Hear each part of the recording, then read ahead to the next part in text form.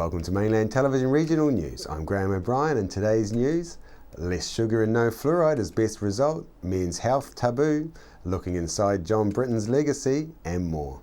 A private showing of the Sugar film drew some concerned people who braved the chilly evening outside Nelson State Cinema on Wednesday night to let Chief Dental Officer Dr. Beaglehole and the District Health Board know that the fluoride debate should not be mixed with the sugar issue. Dr. Beaglehole successfully lobbied Council to ban all added sugar drinks from Council events in July last year. Dr. Beaglehole submitted to the long-term plan asking for fluoridation of Nelson's water supply.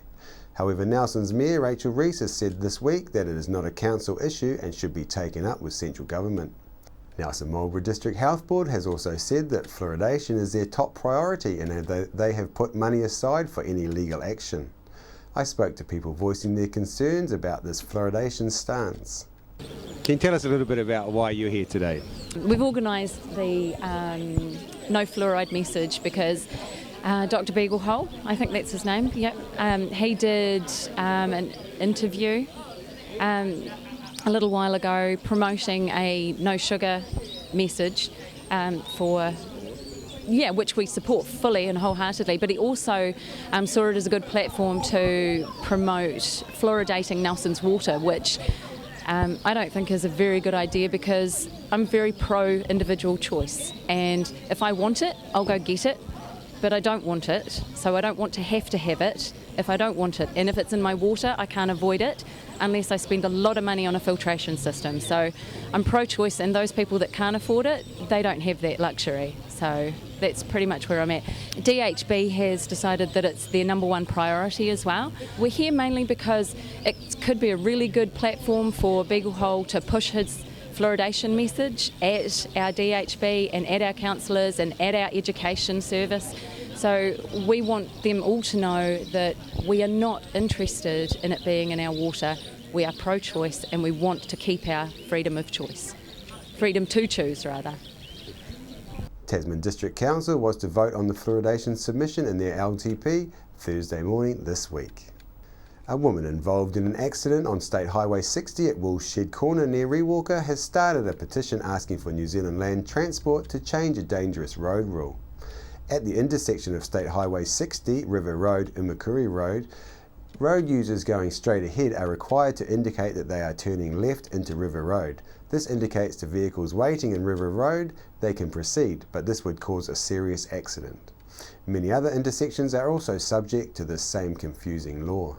You can support the rule change at www.change.org.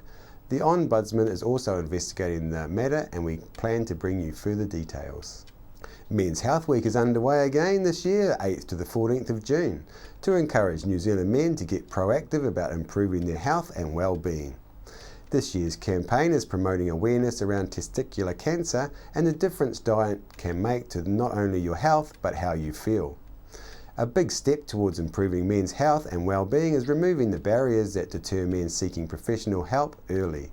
With this in mind, men can visit their local Life or Unichem pharmacy during the entire month of June to get a free men's health pit stop check. Men are also invited to find out their health scores by completing an online survey and challenging their mates to do the same to compete for the best score. I spoke with Phil Chapman from the mailroom in Nelson about men's health. Phil, we've got Men's Health Week coming up next month. Anything special going on for the blokes? We have a lot for the girls, pink breakfasts and all sorts. How about the blokes? What are they going to get, you reckon? Well, yeah, that's pretty fascinating. Every time we have breast cancer, there's whole streets pull out. We have breakfasts, we have theatre shows, and it's absolutely huge. Pink ribbons are everywhere. Rugby, cricket, doesn't matter where you go. On the other side of the fence, men's health outcomes are far worse than women's. In every area, from birth to an earlier death than women, our health outcomes are worse. Men's Health Week will come and go and we won't even know it's been here because that's how it is with men. You know, we're not out promoting it as much as women. Women are very active, they get out there. You're never going to see men marching around with prostates, demanding prostate screening. We just don't do it. We just tend to isolate a bit, and so nothing happens for Men's Health Week, and we're just not as fashionable. Our prostrates aren't seen as fashionable as women's breasts. You know, we give far more money to breasts than what we do to prostates, and I sort of understand why. We all want to look after women and young girls, but men tend to be on the back foot there. So not much will happen. Great. Well, we'll do. Mainland will cover it and find out what's going on for men. And we're here at the mailroom. Can you tell us a little bit more about what the mailroom's doing for us blokes? Yeah, well, the mailroom again is most probably one of 2 centres around the country, and as you know, the women again very active. They have Women's House, Women's Refuge, Māori Women's League, the rural women. Men don't have too much. You know, so we survive on here on 20 hours a week funding, and we're just not as fashionable as any other thing. People don't want to give money to men. We're seen as we're more likely to cause problems than have problems. So we're seen as perpetrators of violence. We're seen as the patriarch that have everything, that life's all sweet for us. So this centre's really important for working with men who see the system as against them when it comes to going through courts, getting their children. There's less money goes into men, and we're also dealing with men as the victims. Hard concept for people to get, but yes, men can be victims. I know they see us as perpetrators, but main thing we're doing here at the moment is looking at men as the victims of sexual abuse. So we're dealing with men in their 60s, 70s who are just saying what happened to them when they were 6 or 7. And it's 1 in 6 men get sexually abused in this country. So we've set up a national body. I'm the chair of that now, and I think it's the first time money has gone into men as victims of abuse. Other things for men around the town, what else? You've got the mailroom here. Is there anything else for men? Well, this is an interesting one because in Australia they started men's sheds. The government put 3.5 million of money into men's sheds, saying they were one of the best, they called it the jewel in the crown of getting into men and men's health. Here we don't tend to use sheds to the same degree. In Australia, in one shed you have to have a heart check before you can become a member, and there's money for that. So, you know, they can use that venue where men feel comfortable. And the men's shed is such a classic for men, because if I was to set up a group for lonely, isolated men and said, come for a coffee morning, I'd get nobody. Set up a men's shed. You've got 140 guys going to the one out at Waimea, and a lot of those guys will be lonely, isolated, but you don't call it that. So, you know, the men's shed's just got so much going for it, and we haven't grabbed onto it in this town and in this country, really, with the potential that has to run health seminars, the things they can do for people. It's such a brilliant idea, and to get that many men. People say, oh, men, they're hopeless, they never do anything. Well, not true. If it's something they enjoy doing and it's men for men, they'll be there. Nelson is fortunate to have in its midst a devoted to classic vintage motorcycles museum. The museum showroom includes 2 floors of motorcycles and sidecars, a kaleidoscope of artwork which showcases original posters from the 1910s and 20s. This private collection provides New Zealand with a diverse collection of classic and vintage motorcycles and the creme de la creme of New Zealand classic motorcycles, the #1 Britten V1100 motorcycle. The unveiling of this bike has been and gone, but Chrissy Small managed to get Dave from Classic Motorcycles to tell us about the bike and show us some of the forward-thinking designs of the late John Britten on this bike. Now Dave, this marvellous Britten motorcycle, what a gem to have here. Now, how long has the Classic Motorcycles been going, and when did this bike arrive? We've been operating for 6 years. Previous to moving into this new building here, we were in a warehouse in Collingwood Street where you couldn't really see the bikes, but then at Christmas time we moved into here and started to put all the bikes out on display. So the idea of the museum is to have bikes as a work of art. And now you can see we've got the ultimate motorbike work of art. Goodness, you know, there are so many bikes here. How many have you got under the roof at the moment? Close to 290. Well, that's some amount of manpower when you think about the fact that some of these bikes have been totally rebuilt to be here. Yes, basically though we've been buying them already restored. The logistics of fully restoring them are just, it's just too big to do, so we try and buy them in a reasonable condition, paintwork wise and engine wise. So Dave, we've got John Britton's classic bike. This is an amazing piece of work and art. Tell me a bit about what we're seeing here. Okay, this is bike number 1 of the final incarnation of the Britten motorcycles. It's a 1100cc one that was the first bike they ever built of this type, so it has the number 1 on it. It was the bike that raced at Daytona and ended up winning at Daytona, and basically now it's owned by the Britten Trust, and we've been privileged to have it in Nelson to be part of this collection. How long has it been for? At this stage we think it's here for a year, but it's ongoing at the moment for the time frame. So this bike is classic. In fact, there's design features that have never been used or it's been since what, 20 years ago or up until today. Yes, yes. Now tell me a bit about the suspension on this bike. Okay, the suspension on it is basically like everything else. It's all John Britton's own design. It consists of the triangulated swing arm on the back, which you can see from here, but instead of having the shock absorber mounted behind the engine where it's going to get hot, the shock absorber for the back suspension is located in the front of the bike, where it can get fresh air and cold air all the time, which keeps the suspension cold. So even when the bike's done a lot of laps, and conventional bikes, the suspension starts overheating and the handling gets affected, this bike is still handling good because the shock absorber is out in the fresh air. Right, so that's a safety issue, isn't it? Well, safety issue, it's just an efficiency issue. Yeah. Which means that the suspension is still working good at the end of a race, where in most other motorbikes it's deteriorated to an extent where the handling becomes bad. Right. Now also with this, normally at the front of the motorbike like this, you would see a radiator. Tell us a bit about where that's hidden. Okay, the radiator on this bike is hidden under the seat, which is under here, and it is ducted from air ducting through the front of the fairing, which comes through the fairing, and then the air accelerates inside the ducting under the tank and is pushed out through the radiator under here, which is unconventional to say the least. Modern motorcycles still haven't gone to this sort of system. They still have a big radiator at the front of the bike, which creates a big frontal area, which means that you're trying to push a brick through the air, right, which is inefficient. So you get drag, yeah. yes, yes. Okay, so this is aerodynamically, when you look at the bike, other than the fairing, the widest part is the rear wheel. Yes, and that's purposely like that. The whole bike has a wing effect, so that the narrowest part is at the entry where it goes through the window at the front where it's attacked, and at the back it's at its widest, so then it creates the push and doesn't have a vacuum at the back of the bike. Right.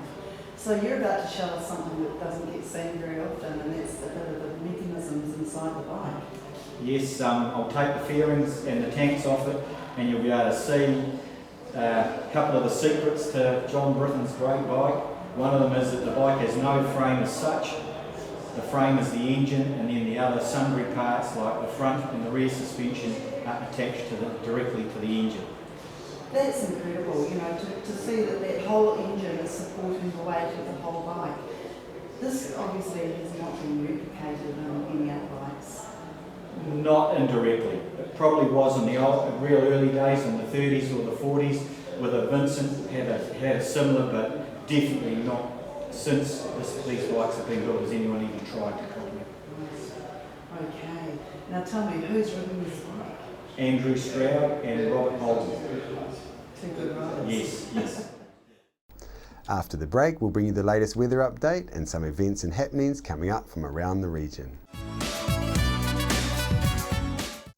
Hi everyone, I'm Malcolm Harris from the Facilitators. We now look after sales for mainland TV, radio, Sky and online. New Zealand On Air's latest Colmar Brunton survey confirms mainland's large multimedia audience.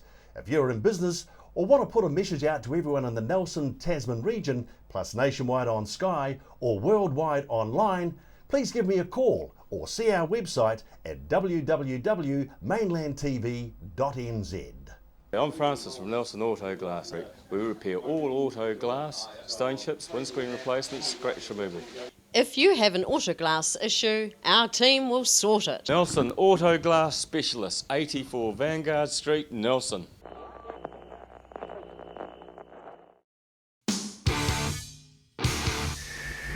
.1 The Shed. Welcome me hearties to Smuggler's Pub and Cafe, famous for hearty meals, craft ales and a friendly service way. Sensational seasonal menus with meals all day and evening too, or sail in for a snack with special menus for young smugglers and you. Settle in for a jolly old time, relax and enjoy our award-winning dining and lovely fine wine. Decked out in an old worldly way, we're open 7 days. Book or come on in to 8 Muritai Street, not far from a beach, walk or swim. Phone 546408. Discover the Belgrove Tavern, just 20 minutes south of Richmond on State Highway 6. A restaurant, functions, weddings, barbecue, a garden bar with lots of room for kids. Come and see us.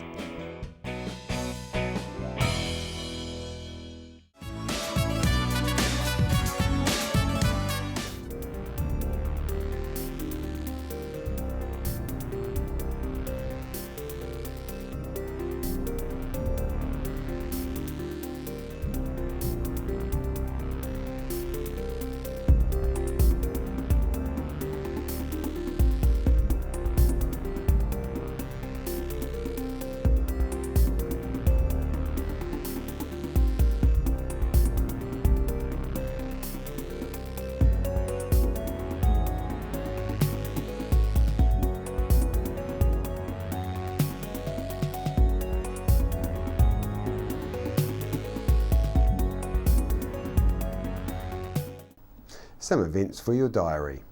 On at Stoke Seniors, Tuesday, June the 2nd, is an Italian day lunch at 12 p.m. Cost is $14. Please book, and there is musical entertainment. On Wednesday, June the 17th, there's Uke and Duet in concert at 1:30 p.m. It's $3, which includes afternoon tea. On behalf of the team here at Mainland Television News, thank you for joining us, and we'll bring you the latest news and events from around the region again tomorrow.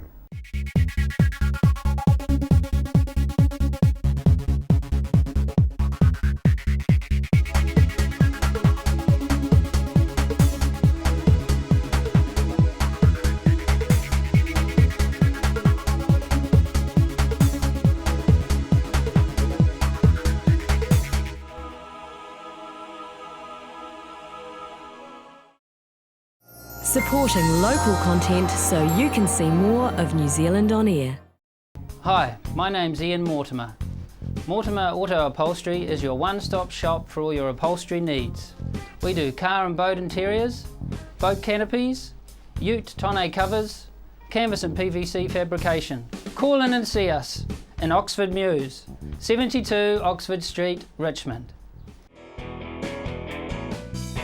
Discover the Belgrove Tavern, just 20 minutes south of Richmond on State Highway 6.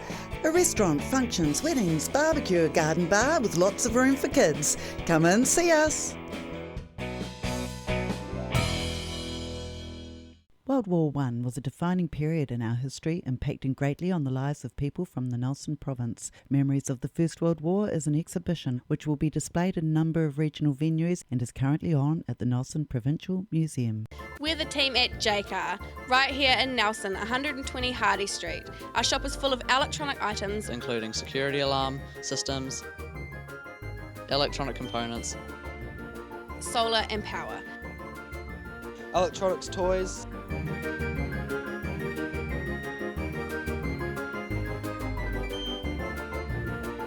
sound systems, cables, and much, much more.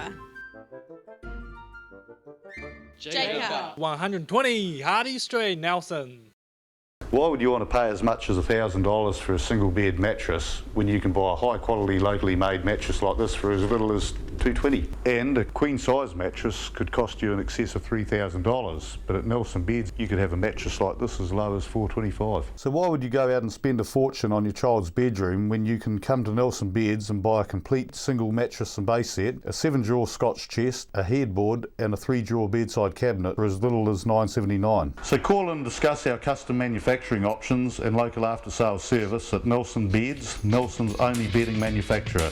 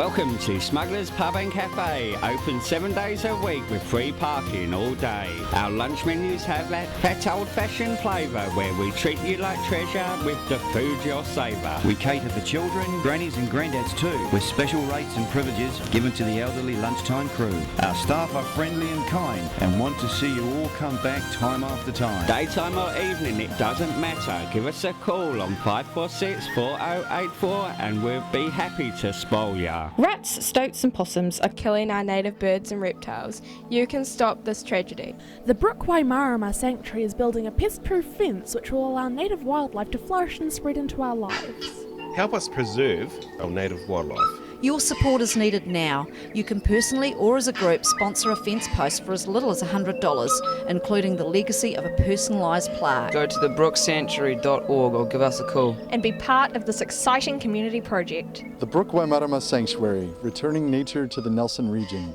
Are you looking for a scooter, walker, wheelchair, baby seats or pushchairs? Then come in and see the Nelson Region Specialist at Mobility for You, 269 Queen Street, Richmond, opposite the library. We have a huge selection of scooters, walkers, wheelchairs and accessories, along with a free booklet guide. We also provide a breakdown service if you ever get a puncture or a flat battery. We have fully equipped service vans to rescue you. Hi, I'm Robin Jordan and I invite you to call in and see the friendly team at Mobility for You, 269 Queen Street, Richmond, opposite the library.